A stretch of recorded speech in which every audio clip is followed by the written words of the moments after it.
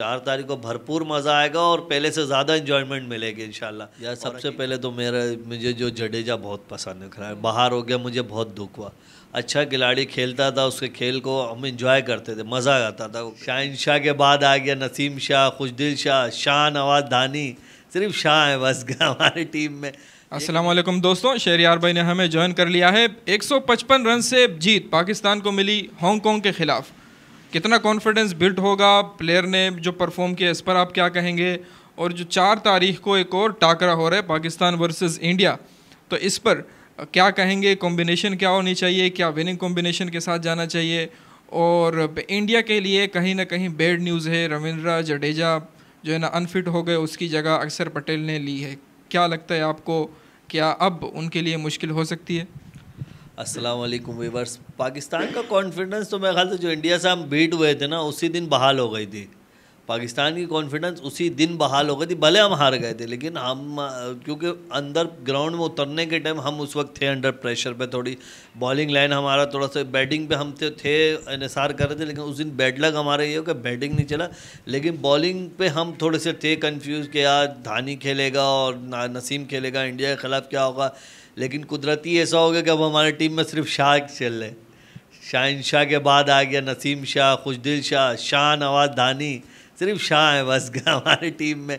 ये कि नहीं अच्छा परफॉर्मेंस दे रहे, तो कॉन्फिडेंस तो उसी दिन आ गया था। रहा ये सिर्फ हांगकांग का, ये तो एक रस्म था बस। आज रस्मी मैच था ये पूरा।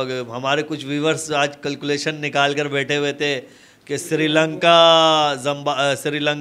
और अफ़गानिस्तान, इंडिया, छोटी टीम हांगकांग आराम से आ गई। मतलब वो ऐसे प्रेडिक्शन ऐसे कर रहे थे कि पाकिस्तान को बड़े हल्के में ले रहे थे और किसी गिनती में नहीं। खुशी हो रही थी हमें, भले किसी गिनती में नहीं लो, लेकिन हमें तो पता था हमारी टीम क्या परफॉर्मेंस देगी। हांगकांग से आप देख लो, इंडिया को कितना टफ टाइम उन्होंने दिया, और हमारी टीम से आप देखो बॉलिंग हमारी बहुत शादाब का, जो मैं हमेशा से कहता हूँ, शादाब की बॉलिंग जब चलेगी तो सामने वाली टीम को बिल्कुल डिसमिस कर देगी। तो हमेशा मैं कहता हूँ शादाब की बैटिंग से ज़्यादा हमें उसकी बॉलिंग चाहिए, क्योंकि बहुत ज़रूरी है इस वक्त। मेन हमारे पास स्पिनर वो है, और नवाज़ तो आपको करके देता है हर मैच में। मैंने कहा नवाज़ को जडेजा जितनी अगर क्रिकेट मिल जाती है, जडेजा से बड़ा खिलाड़ी हमारा होता। तो मज़ेदार मैच वो हांगकांग ने स्टार्ट हमने वाला का स्लो दिया था। 10 ओवर हमारे बहुत स्लो गए, 65 रन 1 विकेट। बहुत टेंशन में थे कि यार अब हांगकांग के ख़िलाफ़ भी हमसे स्कोर नहीं हो रहा है, लेकिन लास्ट जो 10 ओवर हमने खेले बहुत ज़बरदस्त खुशदिल आकर अपने आप को मनवाया। यही होता है, देखो जब आप फंस रहे थे शुरू में, आप मैं कह रहा हूँ स्कोर आप निकाल सिंगल डबल, जब आप उससे छक्का नहीं लग रहा तो आप चौका निकालो, गैप करो। आप जब गैप में जाते रहोगे ना, मेरा ख्याल है छक्का मारने से ज़्यादा कॉन्फिडेंस गैप में मारने पर आता है। गैप आपसे जब लग रहा होता है ना, तो खिलाड़ी में कॉन्फिडेंस, बैट्समैन में कॉन्फिडेंस आता है, फिर 6 उससे ईजी लगता है, तो ये ज़्यादा ईजी हो जाता है। पहले आप इसी पे जाओ, आप इस पे देखो, जो बॉल आपको बिल्कुल मेरिट पे पड़े उसको आप खेलो। ये होता है। इंडिया वाले में हमने बहुत जल्दी कर दी थी, बस आ रहे हर कोई मारने पे जा रहा। अगर वो भी हम 20 ओवर पूरे खेलते, हमारा मिडल ऑर्डर, हमारे लो मिडल ऑर्डर तक मामला नहीं जाते, तो उस दिन भी मैंने कहा था 160 170 हम कर सकते थे ईजी से, कोई इतना मुश्किल नहीं था। अभी भी हमारे खिलाड़ियों को अब अपनी बैटिंग के पता लगे कि हमारे पीछे बैट्समैन, इस वक्त हमारी बैटिंग लाइन बहुत लंबी है। नवाज़ तक हमारे पास बैटिंग करने वाले, और अब नवाज़ तो क्या, अब तो धानी ने जो मार दिया छक्का, वो तो हाँ, धानी, हारिस रऊफ, जो तो हमारा तो समझ लो कि 11 का 11 खिलाड़ी बैटिंग करने वाला है। अब तो हमारे बैट्समैनों को तो वो लोड आना नहीं चाहिए जैसे पहले होता था। हमारे ओपनर पे मिडिल ऑर्डर थोड़ा सा लोड आ जाता था कि यार पीछे हमारे पास 4-5 के बाद खेलने वाला कोई नहीं है। ये बड़ा मसला था, काफ़ी टाइम के साथ हमारे साथ ये मसला था।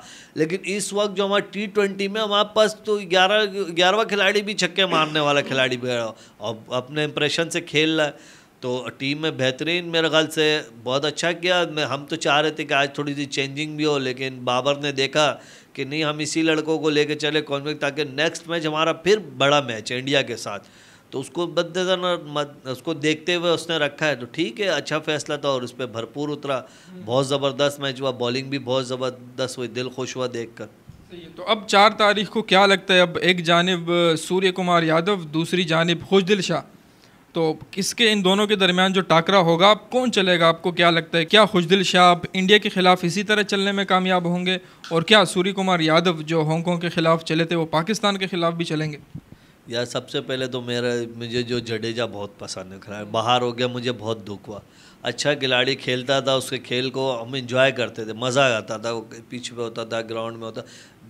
सबसे दुनिया का बेहतरीन फील्डर उसको कह दो, स्पिनर अच्छा, बैटिंग अपने मुल्क के लिए अच्छा खेलता, उसके बाहर जाने से थोड़ा सा अफसोस हुआ। दूसरी बात, सूर्या कुमार यादव और इसको आप कंपेयर करो तो आप देख लेना, सूर्या कुमार यादव जो हांगकांग के ख़िलाफ़ इनिंग खेला है वो पाकिस्तान के ख़िलाफ़ नहीं खेल पाएगा। थोड़ा हाँ, अगर उसके लगने शुरू हो गए तो फिर मतलब कि 10 20 30 स्कोर करने के बाद शुरू में आएगा तो वो वैसे नहीं कर पाएगा, क्योंकि हांगकांग की बॉलिंग और पाकिस्तान की, और अभी जो और मिच्योर हो गई है, जैसे आज के मैच के बाद हो, उस दिन हमने इतना दबा दिया था इंडिया को, इतने लो स्कोर में भी इंडिया को इतना परेशान करे, वरना दुबई में आपको पता है कि इतना ये स्कोर कुछ भी नहीं, सेकंड इनिंग में 148 कोई मायने नहीं रखता, लेकिन हमने बहुत क्लोज किया। और अभी भी सूर्या कुमार यादव वैसे अटैक पे जाएगा, हाँ जैसे एक बैट्समैन का चल जाता है लक, अगर उसका साथ चलेगा तो फिर आगे का, वरना हमारी जो बॉलिंग लाइन चल रही है, जिससे डिसिप्लिन से हमारी बॉलिंग चल रही है, तो उसके लिए मुश्किल हो जाएगा हमारे का। और वैसे पिछली दफ़ा जो बोल्ड होके जो सदमे में था वो पिक्चर तो मेरे ख्याल से देखने वाले थे, वो जैसे जाकर बैठा तो उसके होश उड़ गए थे कि मेरे साथ हुआ क्या। तो वो कहीं ना कहीं वो लम्हा उसके जहन में रहेगा, जब वो ग्राउंड में उतरेगा फिर आएगा, और नसीम शाह अगर उसके सामने आया बॉलिंग तो वो रहेगा उसके जहन में।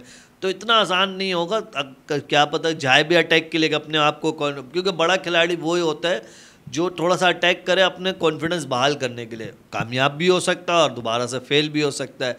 तो ये दोनों चीज़ें, अब जो 4 तारीख को मैच होने वो बहुत ज़बरदस्त है, इसमें खुशदिल शाह भरपूर खेलेगा, अब उसमें नेक्स्ट इसमें होगी, लेकिन अभी खुशदिल शाह की आज जो प्रैक्टिस है उसके बाद आपको खुशदिल अच्छा स्कोर का, आसिफ भी आपको उम्मीद है, मुझे जो उम्मीद है आसिफ, और जाना चाहिए अब इन तक बैटिंग पाकिस्तान को चाहिए। अगर फर्स्ट बैट, अब तो मेरा ख्याल टॉस भी डिपेंड नहीं करता ना, क्योंकि हमने तो ये रखा कि यार हम चेस पे जाएंगे तो हम कर सकते हैं, अब हम डिफेंड में भी इतना हमें पता है कि इतना हमने जान लगा दिया था कि हम रोक सकते हैं। तो आप अपने यही जहन में रखना है, तो 160 170 लेकर जाना है, 20 ओवर खेल कर अपने मिडल ऑर्डर तक लेकर जाओ स्कोर, और ये खेलना है। आप भले शुरू में 10 ओवर, वही बात है, आप 60 बनाओ, 50 बनाओ, 65 स्कोर टोटल आप या चेस करो या आप पहले बैटिंग करो, ये जब टारगेट रहेगा तो बेहतरीन पाकिस्तान का सेव है। अगर पाकिस्तान पहले बैटिंग में भी जाते हैं तो ये सेव स्कोर है, और पाकिस्तान अगर चेज में जाता है तो 160 170 आराम से चेस कर पाएगा। पावर प्ले कैसे खेलना चाहिए अब पाकिस्तान को? क्या पाकिस्तान को भी थोड़ी बहुत स्ट्रेटजी चेंज करनी चाहिए? जहाँ तक मुझे लगता है कि बाबर आजम सेम प्लानिंग के साथ वो इंडिया के साथ मैदान में उतरेंगे। अब तो चेंजिंग बिल्कुल इम्पॉसिबल है, इसे विनिंग कॉम्बिनेशन के साथ जाएंगे। जो ऑर्डर है, जो बैटिंग ऑर्डर है, उसमें चेंजिंग आपको लगता है कि हो पाएगी? मुझे तो 90% लगता है कि वो नहीं करेंगे, लेकिन काफ़ी जो क्रिकेट माहिरीन है उनको वो कह रहे हैं कि ओपनिंग मतलब ओपनर जो है ना फ़खर जमान और रिजवान को आना चाहिए, बाबर को वन डाउन आना चाहिए। तो क्या लगता है आपको, जब 2 मैचेस में बाबर आजम नहीं चले तो क्या लगता है आपको, इंडिया के ख़िलाफ़ कुछ चेंज करेंगे या इसी कॉम्बिनेशन के साथ? नहीं, मेरे हिसाब से तो यही रहना चाहिए बाबर, क्योंकि बाबर ऐसा कर, ठीक है 2 मैचों में हो गया लेकिन बाबर कंटिन्यू ऐसा नहीं रहेगा, बाबर स्कोर करेगा। और अभी आप पावर प्ले देखो ना, तो इंडिया भी कोई इतना खास पावर प्ले नहीं खेल रहा है। इंडिया ये था कि पहले इंडिया पावर प्ले बहुत अच्छा खेलता था, हमसे बहुत आगे था पावर प्ले में, ये तो इंडिया हमेशा पावर प्ले। लेकिन अभी जो इस एशिया कप में जो इंडिया आया, अब हमारे खिलाफ भी देख लो, और हांगकांग के खिलाफ भी 43 था, उसका एक आउट था, 43 था। तो वो कहीं ना कहीं वो भी है दबाव में, पावर प्ले में वो भी वो अटैक नहीं कर पा रहा है। तो अगर आप देखो, इंडिया अगर पहले बैटिंग करता है, अगर वही उसी की स्ट्रेटजी अपनाओ, अगर वो अटैक पे जाता है, पहले अटैक का उसको फ़ायदा मिलता है तो आप भरपूर। अगर आपको पहले बैटिंग मिलती है तो मेरा ये था कि पावर प्ले, क्योंकि हमारा है मसला, हम सर के ऊपर से नहीं फेंक सकते फ़ौरन, ये होता है जब फील्डिंग खुलती है तो हमारे फिर हाथ पैर खुलते हैं, हम ईजी खेल सकते हैं।